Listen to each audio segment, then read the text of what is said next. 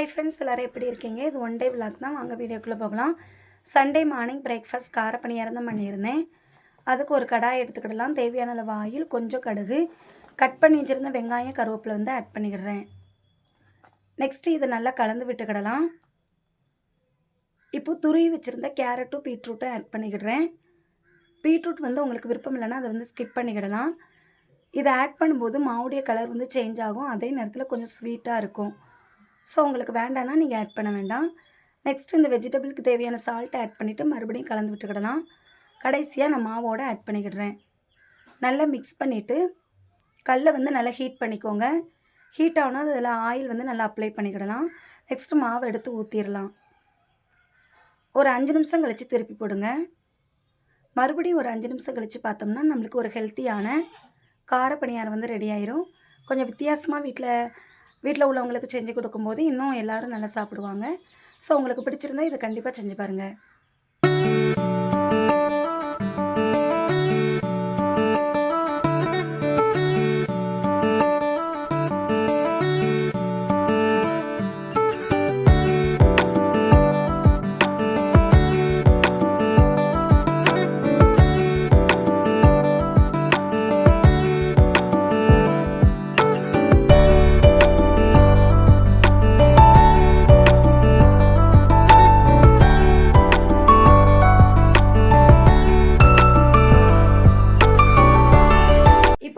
ஹெல்த்தியான கார பணியாரம் வந்து ரெடி ஆகிடுச்சு. இதுக்கு நான் தேங்காய் சட்னி தான் பண்ணியிருந்தேன்.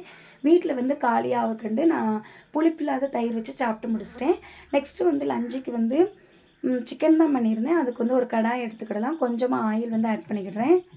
நெக்ஸ்ட்டு கழுவி வச்சுருந்த சிக்கனை வந்து ஆட் பண்ணிவிட்டு நல்லா வந்து மிக்ஸ் பண்ணி விட்டுக்கிடுறேன். ஒரு 10 நிமிஷம் இது வந்து நல்லா க்ளோஸ் பண்ணி வச்சிடலாம்.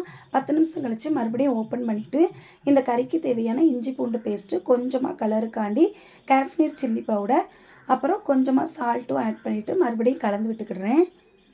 மறுபடியும் ஒரு 5 நிமிஷம் கழித்து இந்த கறிக்கு தேவையான மசாலா வந்து ஆட் பண்ணிக்கிடுறேன். நான் மகாராஜா சிக்கன் மசாலா தான் யூஸ் பண்ணியிருக்கேன், 10 ரூபா பாக்கெட்டு. இதையும் நல்லா கலந்து விட்டுக்கிடலாம். கடைசியாக அரைச்சி வச்சுருந்த தேங்காய், வெங்காயம், சோம்பு அந்த விழுதை வந்து ஆட் பண்ணிக்கிடுறேன். தேங்காய் வந்து கொஞ்சமாக தான் யூஸ் பண்ணியிருந்தேன். ஸோ எல்லாத்தையும் ஆட் பண்ணிவிட்டு இப்போ இந்த குழம்புக்கு தேவையான சால்ட்டையும் ஆட் பண்ணிக்கிடலாம். சால்ட்டை ஆட் பண்ணும்போது ஒரு தடவை செக் பண்ணிவிட்டு வந்து ஆட் பண்ணுங்கள். ஒரு 10 நிமிஷம் கழித்து நம்ம பார்த்தோம்னா ஒரு டேஸ்டியான சிக்கன் குழம்பு வந்து ரெடி ஆயிரும். ஸோ இதுக்கு வந்து கடைசியாக கொத்தமல்லி, புதினா, இன்னும் இந்த ஸ்பைசிஸ் திங்ஸ்லாம் போட்டு தாளிப்பு கொடுத்தாச்சு. ஸோ உங்களுக்கு பிடிச்சிருந்தால் மறக்காமல் இதே போல் செஞ்சு பாருங்கள்.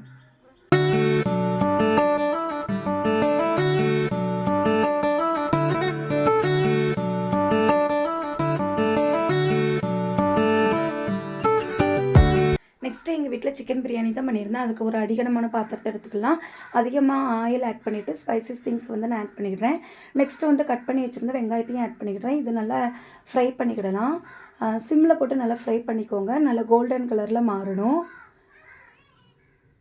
இப்போ இந்த ஸ்டேஜில் நான் எல்லாத்தையும் ஆட் பண்ணிக்கிடுறேன். ஃபஸ்ட்டு வந்து கொஞ்சமாக சில்லி பவுடர், நெக்ஸ்ட்டு இஞ்சி பூண்டு பேஸ்ட்டையும் ஆட் பண்ணிக்கிடுறேன். ரெண்டையும் நல்லா கலந்து விட்டுக்கிடலாம். நெக்ஸ்ட்டு கட் பண்ணி வச்சுருந்த 3 பெரிய சைஸ் தக்காளியை வந்து ஆட் பண்ணிக்கிறேன். இது நல்லா பழுத்து இருந்தது. இதை ஆட் பண்ணிவிட்டு ஒரு நிமிஷம் க்ளோஸ் பண்ணி வச்சுக்கலாம்.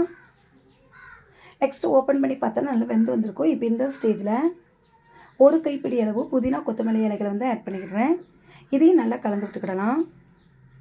நெக்ஸ்ட்டு வந்து இந்த பிரியாணிக்கு தேவையான சில்லி பவுடர் வந்து ஆட் பண்ணிக்கிடலாம். கொஞ்சம் மீடியமாக ஆட் பண்ணிக்கோங்க. ரொம்ப காரமாக இருந்தால் சாப்பிட முடியாது. ஸோ அதை ஆட் பண்ணிவிட்டு மறுபடியும் கலந்து விட்டுக்கிடலாம். நெக்ஸ்ட்டு புளிப்பு இல்லாத கெட்டியான தயிர் வந்து ஆட் பண்ணிக்கிடலாம். நான் 10 ரூபா பாக்கெட் வந்து யூஸ் பண்ணியிருக்கேன். ஸோ இதையும் நல்லா கலந்து விட்டுக்கிடலாம். கடைசியாக சிக்கனையும் ஆட் பண்ணிக்கிடலாம். நான் சிக்கனை ஆட் பண்ணும்போது அதில் ஏற்கனவே கழுவி அதில் கொஞ்சமாக சில்லி பவுடர், சால்ட்டு, மஞ்சள் போட்டு வச்சுருந்தேன். ஸோ அதையும் இதில் வந்து போட்டுக்கிடுறேன். இதையும் நல்லா கலந்து விட்டுக்கிடலாம். நெக்ஸ்ட்டு இந்த பிரியாணிக்கு தேவையான வாட்டரையும் ஆட் பண்ணிக்கிடலாம். நான் வந்து 1/2 kg பண்ணியிருக்கேன். அதுக்கு தக்கன வாட்டர் வந்து ஆட் பண்ணிக்கிட்டேன்.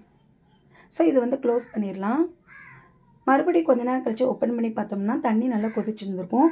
அப்போ அந்த ஸ்டேஜில் ஏற்கனவே அரிசியை வந்து ஊற வச்சுருப்போம். அந்த தண்ணியெல்லாம் நிறுத்திட்டு அந்த அரிசியை வந்து இதோடு ஆட் பண்ணிடலாம். ஒரு 5 நிமிஷம் நல்லா ஃபுல்லாக வச்சுருங்க. நல்லா கொதிச்சு வரும். அப்புறம் தண்ணிலாம் நல்லா வற்றிடும். மறுபடியும் லைட்டாக வந்து கிளறி விட்டுக்கிடலாம். கிளறி விட்டுட்டு தண்ணிலாம் போனதும் தம் போட்டுக்கோங்க. கொஞ்சம் நீங்கள் வாட்டராக ஃபீல் பண்ணிங்கன்னா மறுபடியும் ஓப்பன் பண்ணிவிட்டு மறுபடியும் எப்பவும் போல் தம் போடுற மாதிரி போட்டுக்கிட வேண்டியதான். ஸோ நல்லா க்ளோஸ் பண்ணிக்கோங்க. எந்த ஏரும் வெளியே போகக்கூடாது. அடிகனமான ஒன்றை வந்து மேலே எடுத்து வச்சுக்கலாம். ஸோ ஒரு 5 நிமிஷம் கழித்து மறுபடியும் பார்த்தோம்னா நம்மளுக்கு ஒரு டேஸ்டியான சிக்கன் பிரியாணி வந்து ரெடி ஆயிரும். ஸோ அன்றைக்கி சண்டே எங்கள் வீட்டில் சிக்கன் பிரியாணி, சிக்கன் கிரேவி தான் வச்சுருந்தேன். ஸோ உங்களுக்கு நான் வச்சுருந்தது பிடிச்சிருந்ததுன்னா கண்டிப்பாக இதே போல் செஞ்சு பாருங்கள்.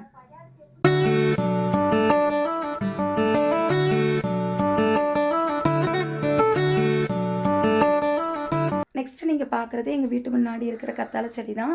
இது வந்து ரொம்ப பட்டு போயிடுச்சு. ஆனால் அந்த மழையில் வந்து நல்லா தழுத்து நல்லா பச்சை பசேன்னு வந்துருச்சு. கத்தாழை செடியில் வந்து ரொம்ப மருத்துவ குணங்கள் வந்து இருக்குது. ஹேருக்கு, ஸ்கின்னுக்கு இன்னும் ரொம்ப இதை வந்து நம்ம சொல்லலாம். அதனால் இந்த மழைக்காலத்தில் வந்து ஒரு செடியாட்டும் உங்கள் வீட்டில் வந்து நட்டு வைங்க. இதன் மூலம் ரொம்ப பெனிஃபிட் வந்து நீங்கள் அடைய முடியும். ஸோ இந்த வீடியோ வந்து உங்களுக்கு பிடிச்சிருந்தால் லைக் பண்ணுங்கள், கமெண்ட் பண்ணுங்கள். மறக்காமல் சப்ஸ்கிரைப் பண்ணிவிட்டு உங்கள் நண்பர்களுக்கு வந்து ஷேர் பண்ணுங்கள். நம்ம நெக்ஸ்ட்டு வீடியோவில் பார்க்கலாம். பாய், see you friends.